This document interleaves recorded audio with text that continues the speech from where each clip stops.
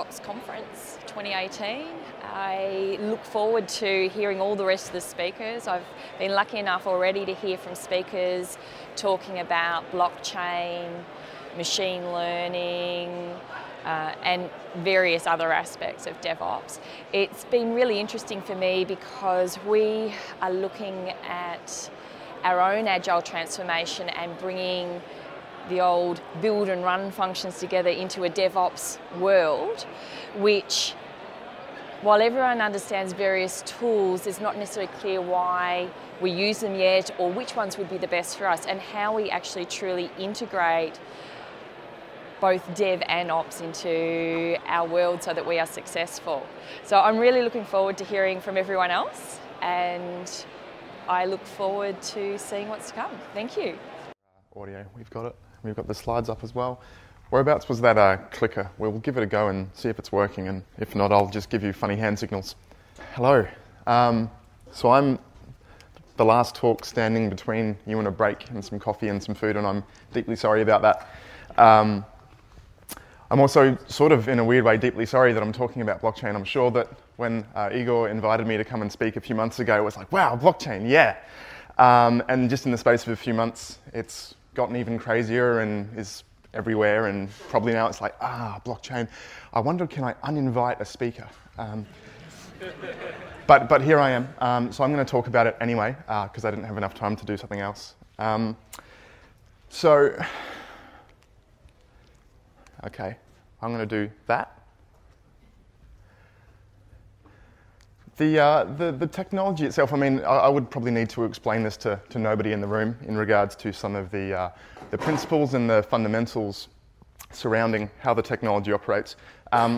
In fact, it's not really all that new.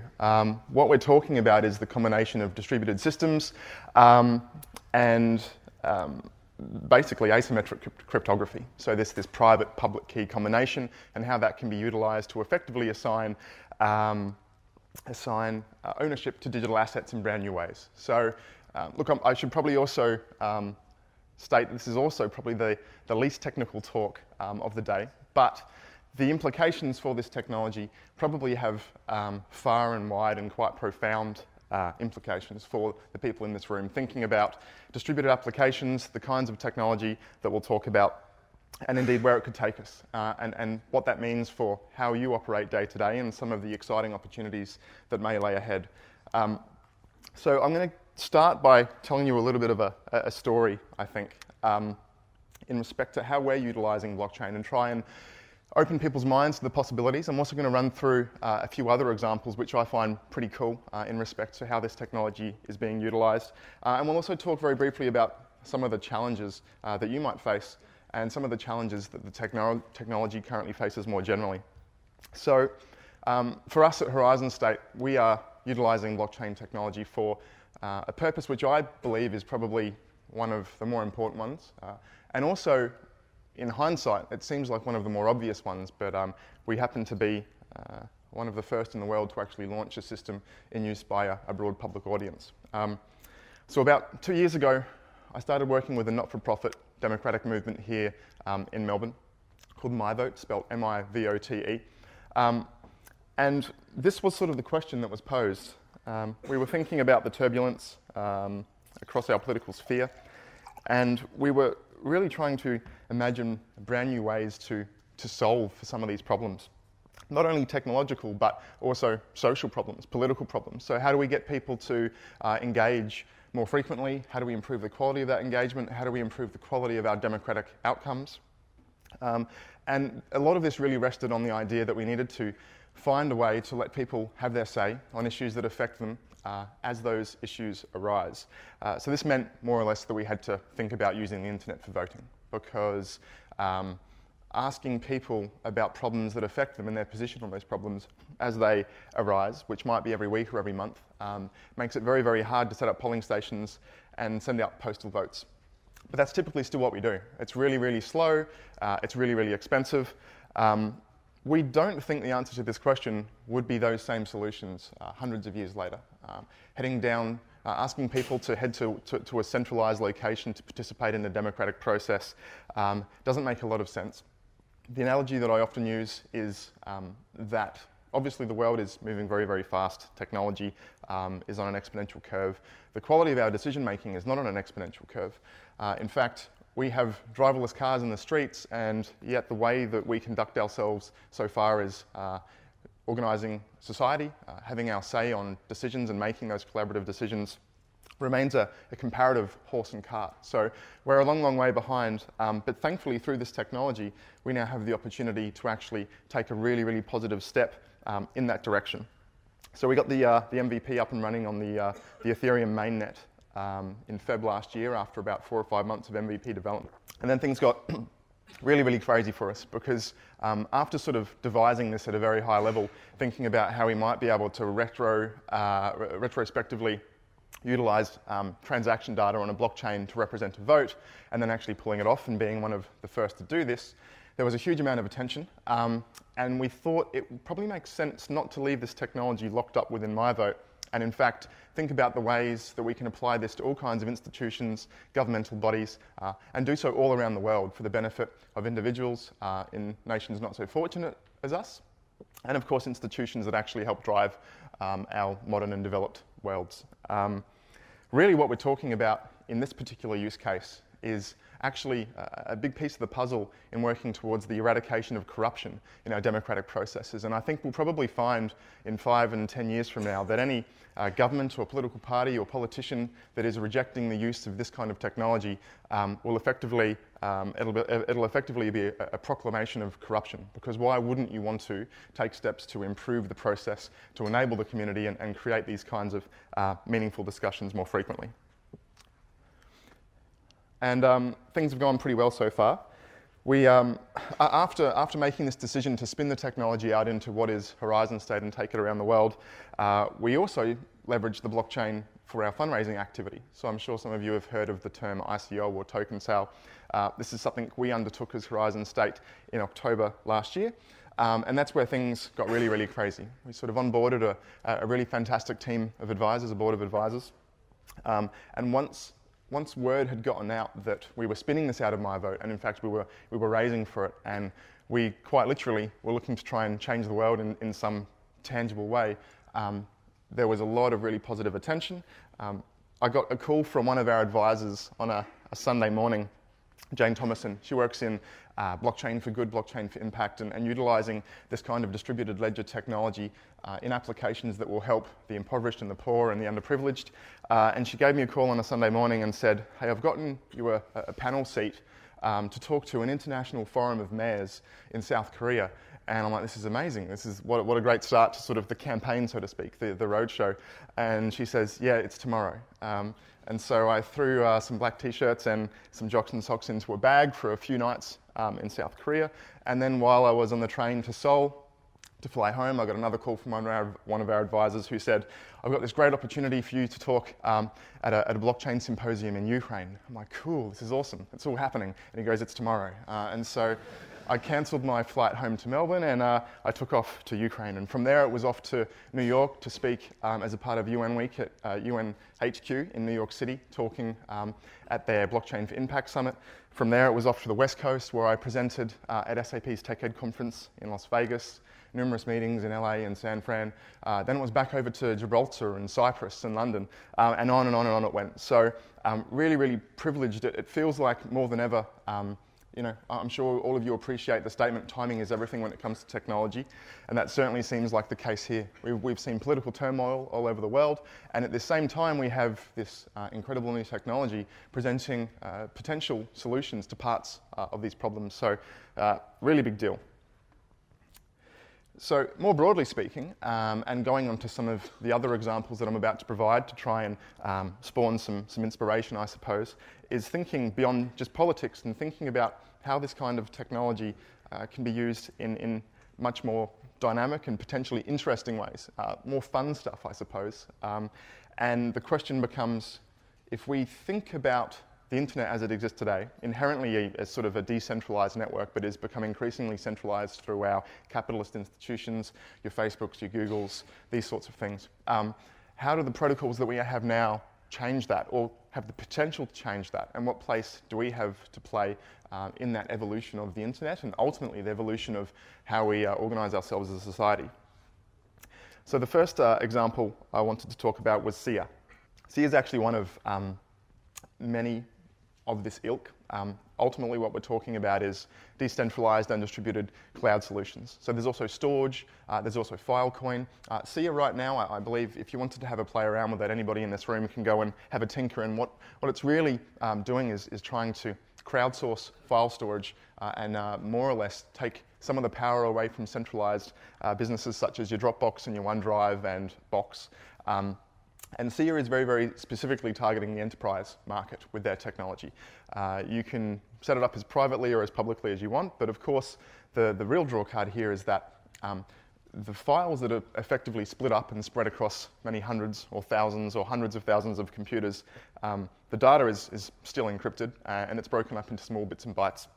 And it's only you, as the owner of that, which has the keys to sort of pull it all together and view the file as a whole, so to speak, in layman's terms. So this is a big deal, not only in regards to potential cost reduction, because we're talking about something that is a magnitude cheaper than similar solutions from AWS, as an example, but really democratizes this in brand new ways.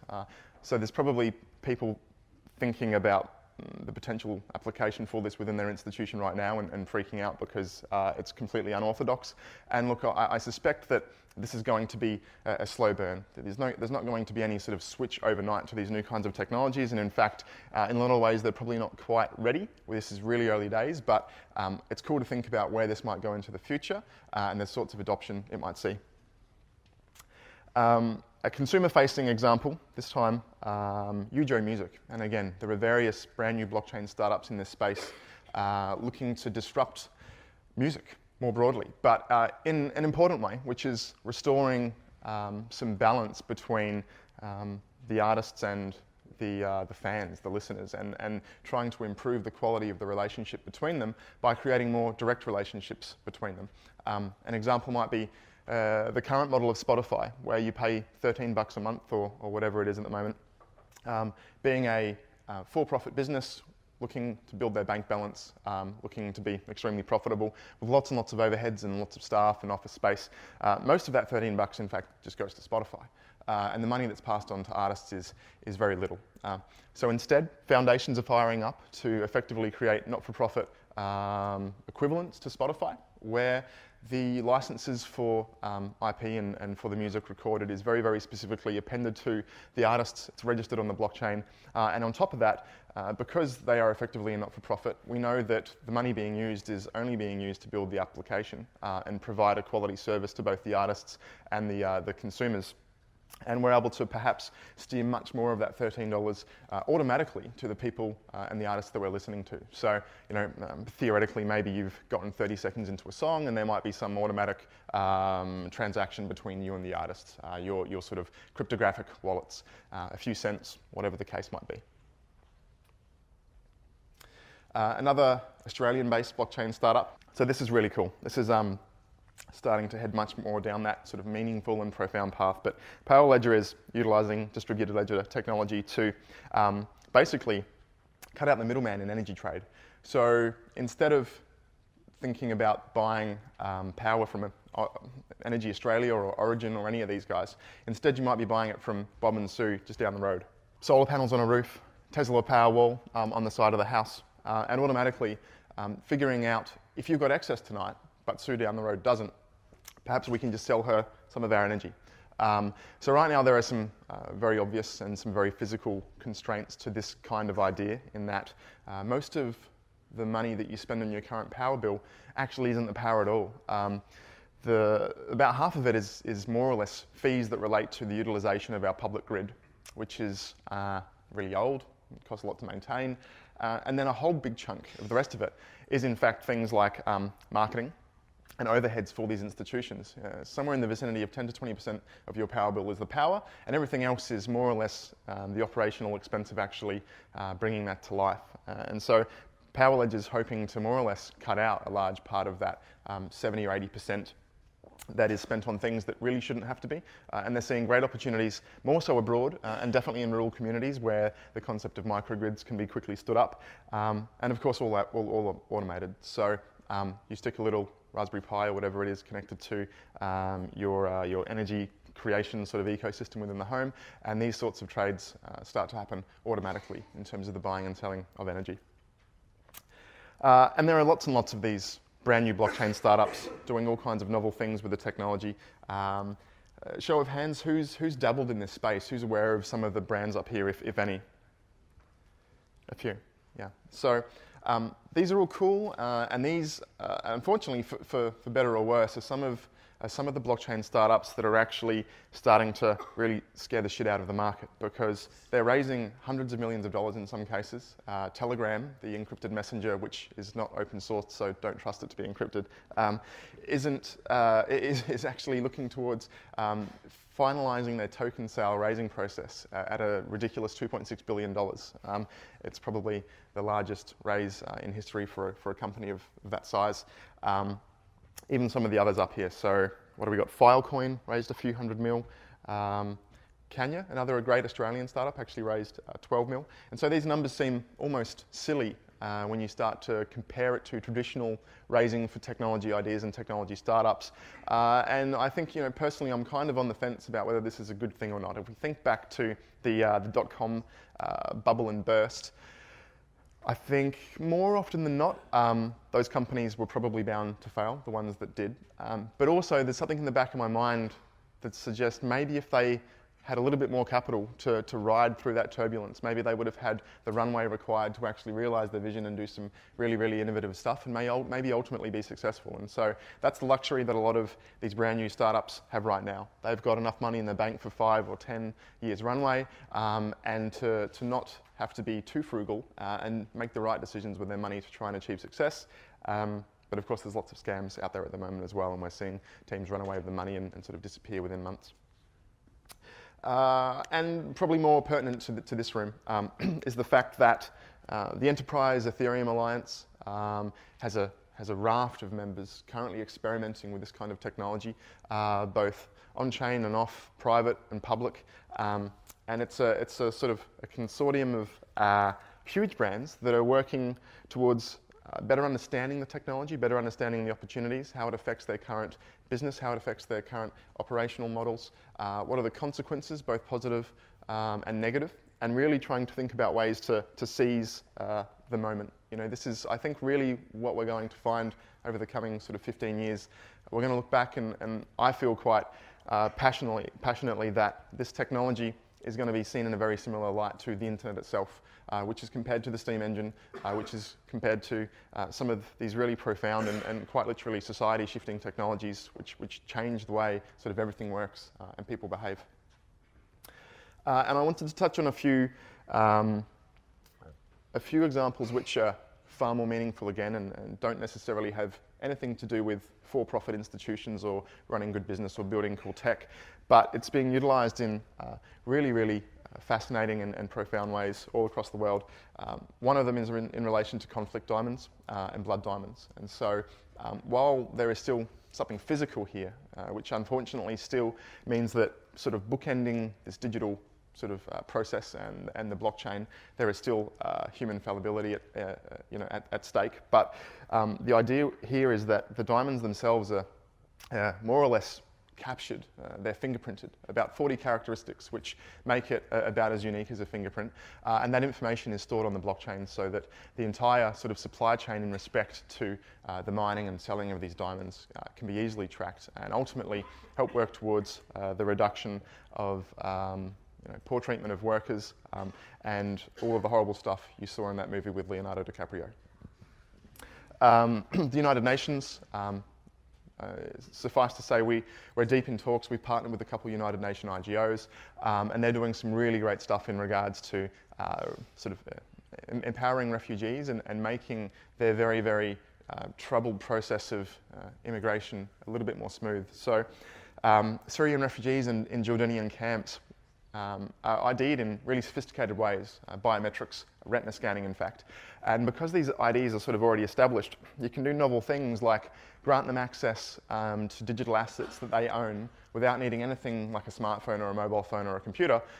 All you need is somebody on the other end to scan their retina. And so these identities were issued more or less food stamps, like food vouchers, which could be redeemed at camps, at stores within these Jordanian camps, and it's simply by scanning their retina. So unfortunately, there's no way to sort of just check their balance casually. Might have to write it on their arm or something, but they would quite literally walk up, have their retina scanned, and they would be able to claim all or a portion of that voucher. And obviously, the transactions live in a public manner and can't be claimed by anybody else. And then finally, thinking about trying to improve the status quo in Africa, and really, really importantly, thinking, I guess more specifically in regards to cryptocurrencies here, how do we help them help us, and vice versa? And a lot of this has to do with the extreme cost of international remittances and the incredibly volatile state of various African currencies. And so by leveraging this kind of tech and the sort of the currency component of it, we're able to more or less tear down the boundaries and have businesses in Africa and independent freelancers and whoever else in Africa do good business with the rest of the world cheaply and securely and fast. And there are multiple sort of middlemen standing up in this space now to actually help this process come to light for entrepreneurs and business people throughout the region. So, challenges. There's one really big one which I'll get onto next, but a fascinating one is to think about what development for blockchain might mean for processes as they exist within your organizations right now. And the idea that we move fast and break things, look, it can still be achieved, but it's a whole lot more risky now. And when you're committing a Solidity smart contract, it's effectively JavaScript, to a mainnet, that's it's almost a point of no return. Once it's there, and if you get one little detail wrong, you end up turning into something like the DAO potentially, which had about $150 million siphoned through exploitation of their smart contract. So it gets really complex, and people realize this, and they're charging a lot of money to help make sure that everything is tickety-boo. Smart contract auditing right now will cost you in the vicinity to $30,000 or $40,000 to look over 80 lines of code. That's how big of a deal it is. And in fact, most blockchain startups are now starting to get their smart contracts audited by multiple parties. So that part of the blockchain startup process is in fact costing hundreds of thousands of dollars. For anybody here that does write JavaScript, that's basically what an Ethereum Solidity smart contract is. And salaries just for writing smart contracts, again, typically 80 odd lines of code, will net you in the vicinity of $250,000, if not more. Because all of these startups that are raising hundreds of millions of dollars need high quality talent, and they're paying for it, paying a lot of money for it, and they're in short supply.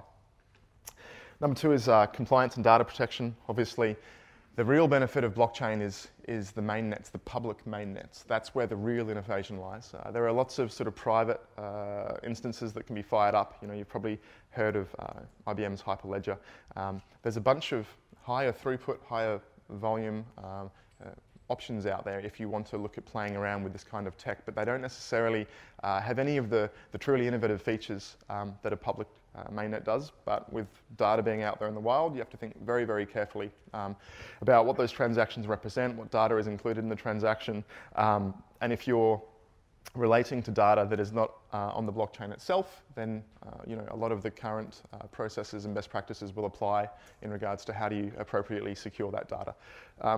And number three is really just awareness. So as Horizon State, we've had the privilege, which is the sort of first time in my life that I've built a startup and had people just knocking on the door rather than needing to go off and proactively seek customers and spend money and effort on business development. But the bottom line is that most of the world still doesn't really understand that this exists, and most of those that do don't really yet understand how it works or what the opportunity is. And so sometimes selling this up to the decision makers will be hard, but it's probably important if you do see a good fit to actually start those conversations, because everything is moving incredibly quick at the moment. So this is the biggest problem at the moment, and it's purely a technical one. I do believe we'll solve it, But when we think about transactions per second, now, obviously, the immediate connotation in respect to transactions is currency and moving money maybe from one person to another. But on the blockchain, everything's a transaction. It doesn't matter what you're doing, whether it's votes or whether it's assigning ownership to the files on some of those distributed file networks. Most things are a transaction, and you want to make things transactions whenever it's important that it can be independently audited and seen by the public, and thus deploying unprecedented levels of confidence and trust in that constituency for that process. And it's really slow at the moment, basically. Ethereum transaction per second in the vicinity of 7 to 20 on average. Blockchain, I think, Bitcoin. The Bitcoin's blockchain is around 5 or 6 or 7 transactions per second. There are technologies in the works to fix this fundamental problem. Lightning Network is rolling out for Bitcoin. For Ethereum, we have something called sharding, as well as Plasma arrive later on in the year, probably very, very close to the end of the year. And these are effectively side chains, which will hopefully not only meet Visa, but surpass Visa as well. So commercial viability can be really, really tricky at the moment.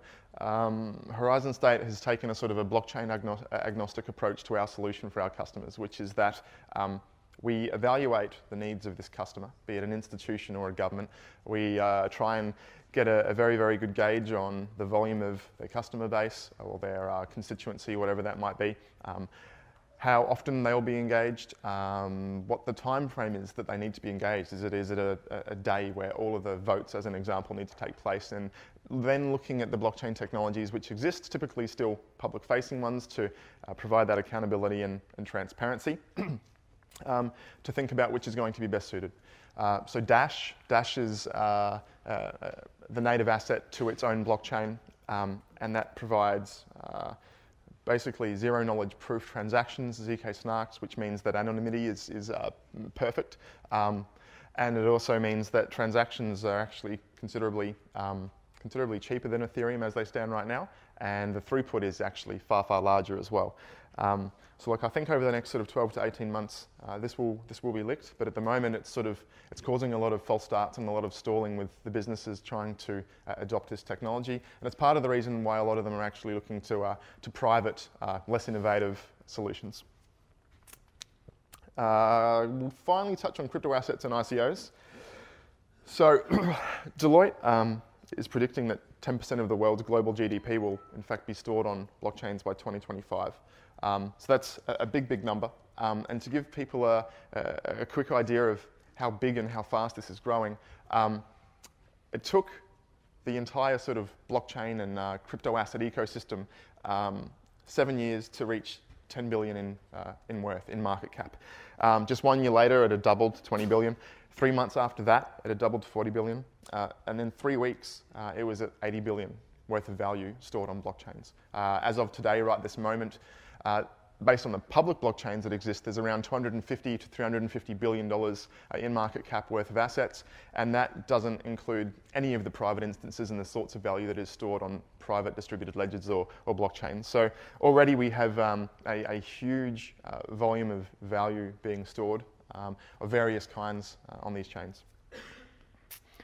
And this gives you a visual representation of what's happening in this token sale space now as well. So not only is blockchain disrupting currently, but also having the potential to disrupt lots of industries in very novel ways. It's also, in fact, disrupting the VC world, venture capitalists and the investment landscape. Because the opportunity now is that instead of needing to go and raise money from people that are already rich and make the rich richer in perpetuity, what the blockchain enables through Ethereum smart contracts is the opportunity to set up a fundraising mechanism whereby effectively coordinating a token swap, Ethereum in, certain number of tokens out, you can raise from the crowd.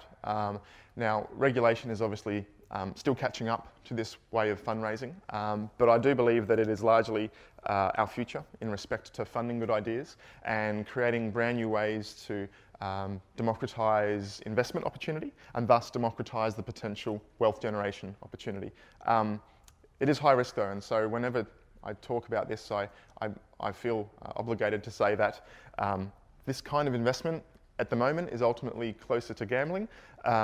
but gambling in the same way that you might be a VC investing in a startup that doesn't have proven founders, that might not have a perfectly proven product market fit. If you are a VC investing in a startup, you do the best due diligence that you can, but ultimately it's still a gamble. It's not investing in something on the ASX. It's not a blue chip by any stretch of the imagination. These are high risk, maybe high reward opportunities, but again, in the democratizing spirit of blockchain, I think it's really important, and I hope that we find a way to introduce some small hurdles, but not stifle the amazing permissionless innovation that we're witnessing in this space.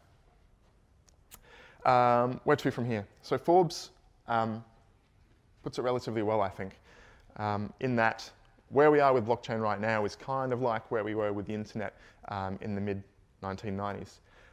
It's kind of crazy to think, in fact, that in just sort of 15-ish years, the internet has gone from something odd and peculiar and with only a few people around the world really using it to basically a pivotal and profoundly important piece of our everyday lives in just 15 years.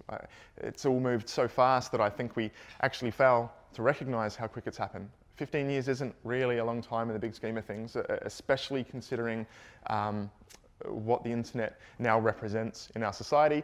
And I suspect that the blockchain opportunity and its impact on the world around us will probably happen even a little bit sooner than that.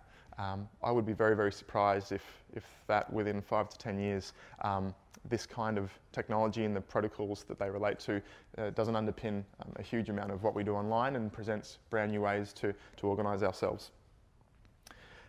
So in closing, before we take any questions if they exist, I just wanted to leave on this statement really, which is that a lot of the press that blockchain is getting right now, unfortunately, conflates blockchain with Bitcoin or blockchain with cryptocurrencies. And of course, while one enables the other, they are very, very different things.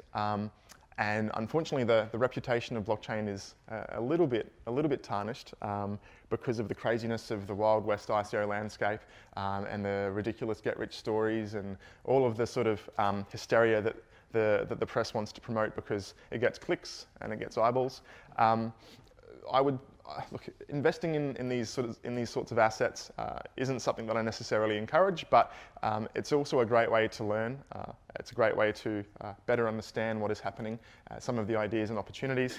But ultimately, as technologists, it's important that we don't get too caught up in the investment side of things, in the crypto asset landscape, in terms of their values, and almost to the best of our ability, kind of ignore those market cap figures, kind of ignore the money that some of these blockchain startups are raising, and instead of thinking about hodling, which is sort of the meme for holding a bag of crypto assets as an investor, instead of hodling, biddling instead. Thank you.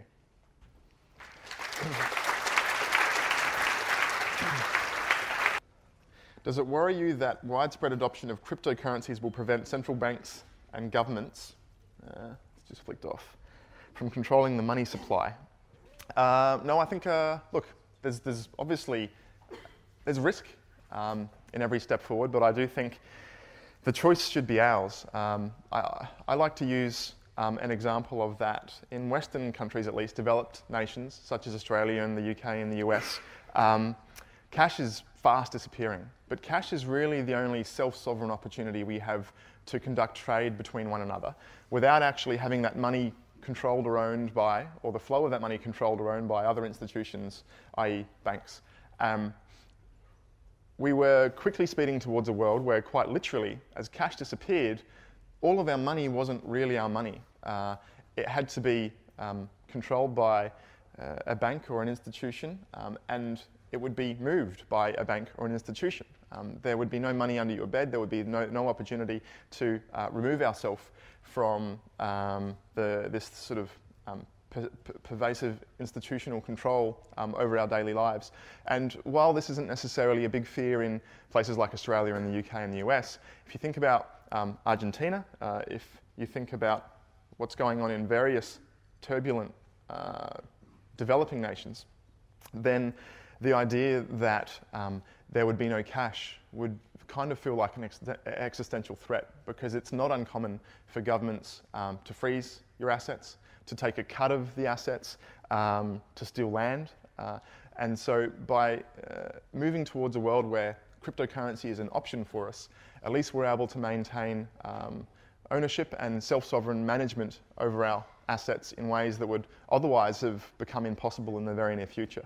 But there's lots of complexities in regards to the management of this. So I'm not necessarily a Bitcoin or a cryptocurrency maximalist, but I think it's important that we have the choice. So while I don't necessarily think that crypto is going to be everything, it really provides an important mechanism for maintaining some of that control, and I think it's really important.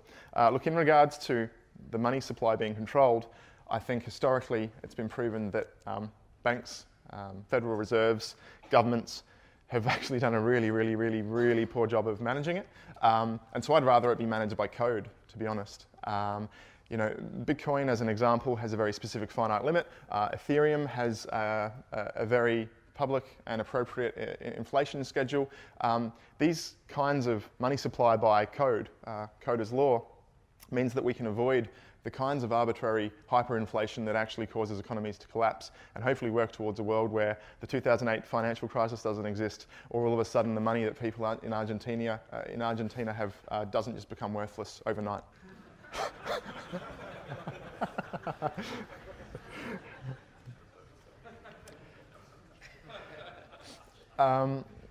Sell.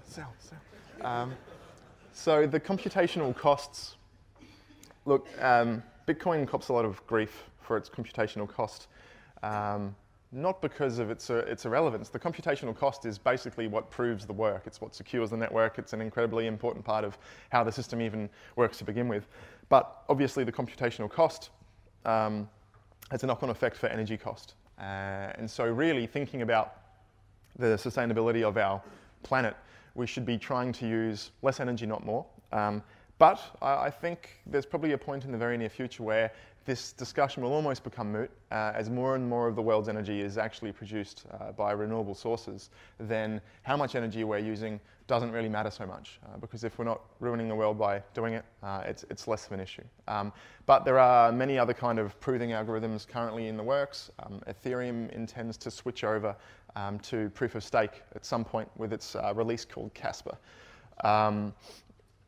I believe the intention is to iteratively move across rather than a sort of a solid swap, starting with about 1% of transaction value, more or less being verified by the proof of stake algorithm instead of a proof of work one, which more or less revolves staking a volume of assets to participate in the network as somebody that can earn fees. And any malicious attempt to, for example, reorder transactions on the blockchain or approve transactions maliciously, any kind of bad actor scenario means that the stake is lost, it's gone. So the financial penalty remains, it's just that the financial penalty becomes different. It's no longer about the hardware that you buy and the energy that you consume and have to pay for. It's literally about putting money on the table and saying, if I'm a bad boy, you can take the money. I'll answer one more question before jumping off and letting everybody get out to morning tea, which is how are we securing the voting network, which is that we utilize the Ethereum network primarily, but we can also be utilizing Dash's network or even Bitcoin's network if we really wanted to. And so the security is actually provided by the network. In terms of not being able to tamper with the result, it is the blockchain that provides that security. Of course, there are other kinds of security that need to be considered surrounding identity, which is actually relatively sort of ad hoc for us. It's relatively bespoke.